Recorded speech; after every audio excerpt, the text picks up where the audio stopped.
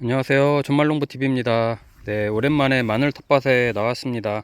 제가 마늘 초반에 이제 많이 보여드리다가 최근에 좀 많이 못 보여드렸는데, 오늘 마늘 작황도 좀 보여드릴 겸 마늘 지금 이제 수확 시기까지 2주 남았는데 앞으로 뭘 해야 되는지, 마늘 굵게 만들기 위해서 지금 뭘 해야 되는지 좀 같이 보여드리려고 해요.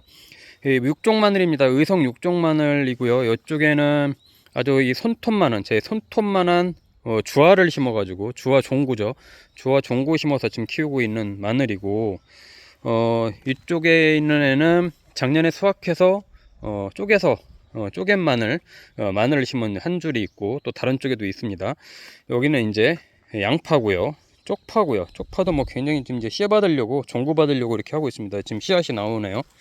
저쪽에도 있습니다. 이쪽에도 주화 마늘도 심고 있고, 또 주화 종구로 심은 거 이쪽에 좀 있고, 또 냉장 마늘 또 시험용으로 좀 심고 있고, 이렇게 좀 있습니다. 온통 이제 마늘밭인데요.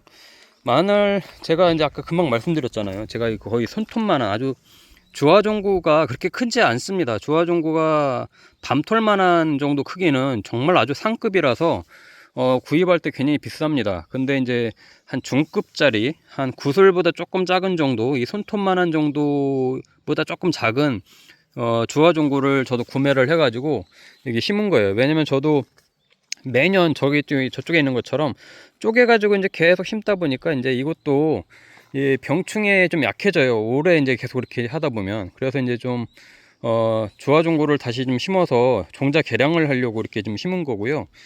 조그만 종구를 심었을 때 처음에 날 때는 굉장히 이제 작게 났는데, 제가 아마 영상 보여드리면서 그랬을 거예요. 제가 작은 종구를 심은 거긴 하지만 최대한 굵게 키워보겠다 라고 말씀을 드렸고, 지금 딱 보니까 큰 차이가 없게 잘 크고 있습니다. 예. 이쪽에서 심은 마늘이나 지금 아주 작은 주화 종구로 심은 것도 이렇게 아주 큰 차이 없이 아주 지금 대가 굵게 자라고 있는데요.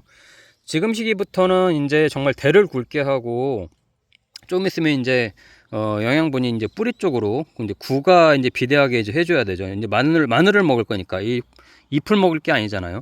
그쪽으로 이제 집중되게끔 해줘야 되는데, 지금 기후가 또 올해도 만만치가 않습니다. 이 마늘 한지역 마늘이잖아요. 특히 육종 마늘은 한지역 마늘인데, 4월 이제 하순인데도 불구하고 여기 충남 예산인데 낮 기온이 28도까지 올라가고, 또 올해는 또 굉장히 또 더울 거라는 예보가 좀 있죠. 5월, 6월, 보통 6월 중하순에 수확을 하게 되는데, 그때까지 이 굉장히 높은 고온 현상 때문에 분명히 벌마늘이 많이 생길 거라고 저는 생각을 합니다. 거의 99% 이상 그럴 거예요. 그래서 제가 계속 말씀드렸던 게, 이 마늘 추비 주는 거는 3월 말에 끝내야 된다고 말씀을 드렸었는데, 어떤 분들이 아니다 4월까지 줘도 된다고 하는 분들이 있는데요. 아마 그렇게 할 경우 100% 벌마늘 될 거라고 저는 생각을 합니다. 지금 이 온도에 지금 계속해서 NK 복합비료를 준다고 하는 거는요, 계속해서 줄기를 계속 성장시키는 거거든요. 잎을 키우고 뿌리 쪽으로 이제는 영양분이 가게끔 해줘야 되는데, 계속해서 줄기를 키우고 잎을 키우면 2차 생장이 벌어질 수밖에 없어요. 그러면 그게 이제 벌마늘이 이제 생기는 거고, 그러면 지금부터는 이제 제가 뭘 하느냐 보세요. 병충 해방제도 굉장히 계속 꾸준하게 했습니다. 제가 규산황이라고 하는 제품을 계속 매주 주말에 올 때마다 규산황 제품으로 계속 뿌려줬거든요. 다른 거 안 해줬습니다. 일치 안 했어요. 뿌리 관조를 몇 번 해줬죠. 전에 영상 보신 분들 아시겠지만. 그리고 이제 지금은 연면 시비를 해주고 있는데, 이 균 피해 입은 것도 없고요. 뿌리 썩은 병도 없고, 잎 마른 병도 없고, 녹병도 없이 잘 크고 있습니다. 물론 아직 2개월이 남아 있어요. 더 잘 관리를 해야겠죠.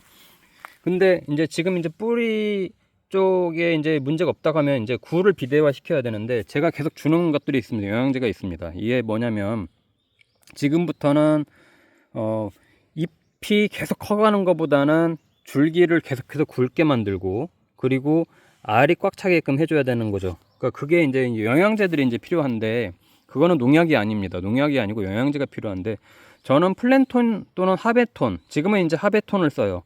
플랜톤은 초창기에 이제 생육 초기에 이제 많이 써줬고, 지금부터는 이제 수확까지 2개월 남았기 때문에 더 이상 생장이 너무 웃자람이 되지 않게끔 이제 좀 방지를 해주고, 이 줄기는 굵게 만들어주고, 왜냐면 마늘은요, 줄기 굵기에 마늘이 비례하게 커요. 이게 호리호리하게 크면은 마늘도 그만큼 작습니다. 이게 구가 들려면은 줄기를 굵게 해야 되거든요. 그러면 지금이 이제 가장 이제 중요한 시기인데, 초반부터도 중요했지만 어느 정도 이제 줄기가 굵어졌다 그러면 그 다음부터는 더 이상 줄기가 굵어지기보다는 이제 뿌리 쪽으로 영양분을 이제 집중적으로 공급을 합니다. 광합성을 본격적으로 하면서. 근데 이 시기에 계속해서 잎이 자라고 줄기가 자라간다 그러면 영양분이 뿌리로 안 가고 위로 가는 거죠. 게다가 노병도 걸려요, 잎마름병 걸려요. 칼슘 부족 현상 때문에 계속해서 잎마름 현상이 생기고, 또 게다가 살충제 살균제 제대로 안 해줘서 뿌리 썩음병까지 간다 그러면은 이제 마늘은 망하는 겁니다. 예, 그래서 이제 고온 현상 때 그런 부분들을 이제 주의를 해야 되는 거고요.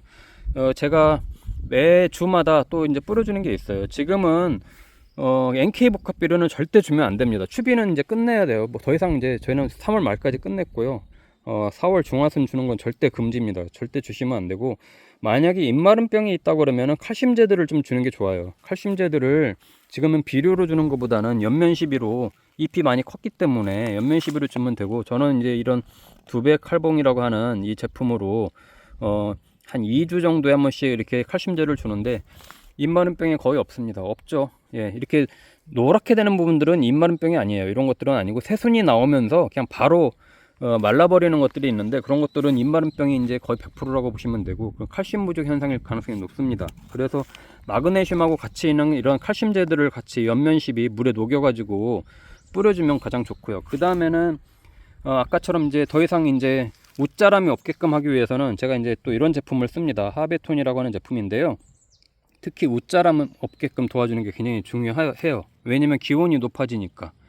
그러면 그러면서 이제 이런 제품들은요, 특징이 딱 명확해요. 일단 뭐 냉해 피해도 이제 좀 덜어주는 효과가 있어서 제가 과일나무에도 합니다만은, 이 줄기를 굉장히 굵게 만들어주고요.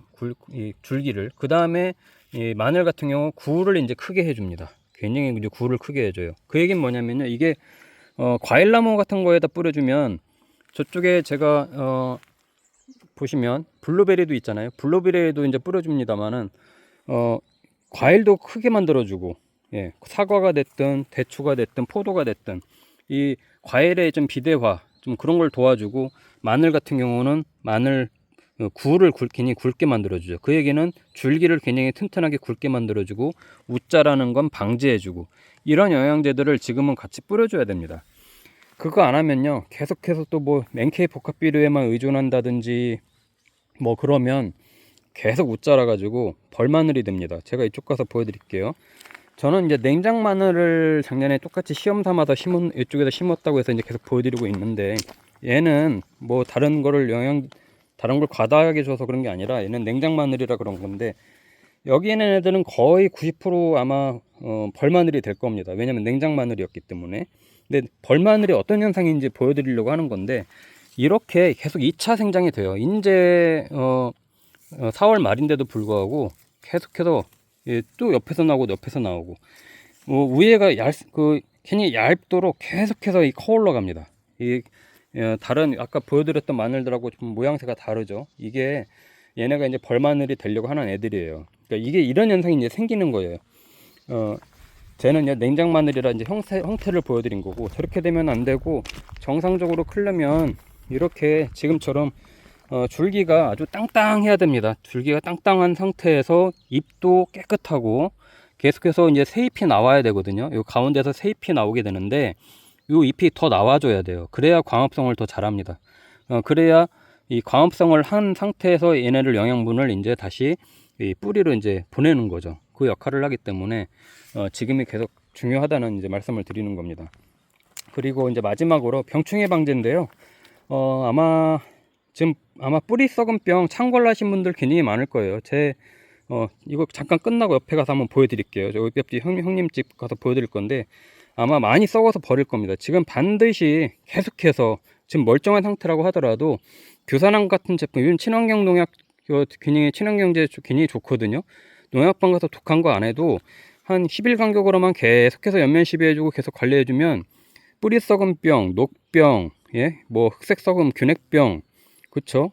뭐 입마름까지 또 심지어 이제 세잎이 나오면서 거세미나방 이런 애들이 이제 이런 거 갉아먹거든요. 이 세잎 갉아먹으면 더 이상 이제 세잎이 안 나오기 때문에 광합성을 못 해서 죽어요.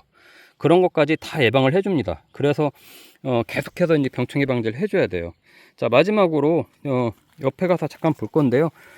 저도 이제 다시 아마 영양제를 뿌려줄 건데, 영양제 이런 거 뿌려줄 때는 이른 아침에, 해가 뜨기 이른 아침에 하든지 아니면은 저녁 무렵에 해주는 게 좋습니다. 이 대낮에 햇빛 뜨거울 때는 절대 해주면 안 돼요. 뭐 농약이 됐든 친환경제가 됐든 낮에는 약해를 입을 수 있기 때문에 반드시 저녁 시간이나 아침 이른 시간에 해주는 게 좋습니다. 자, 잠깐 한번 옆에 가서 병충해 방제 제대로 안 돼서 어떻게 되어 있는지 한번 좀 살펴보고 영상 마칠게요.